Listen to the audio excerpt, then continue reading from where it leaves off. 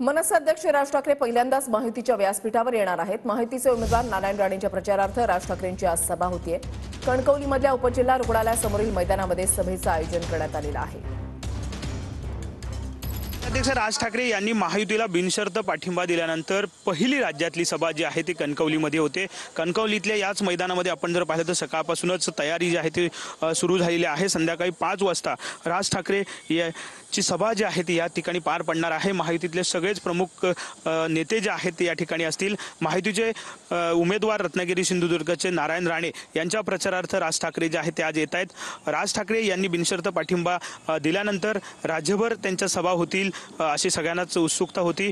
नेमकी पहिली सभा कुठे असेल याचीही उत्सुकता होती आणि आज ही पहिली सभा जी आहे ती राज ठाकरेंची या ठिकाणी होतीये। साहजिकच मनसेचं प्राबल्य जे आहे ते कोकणामध्ये सुद्धा आहे आणि त्यामुळे महायुतीच्या उमेदवारांना त्याचा फायदा होणार आहे।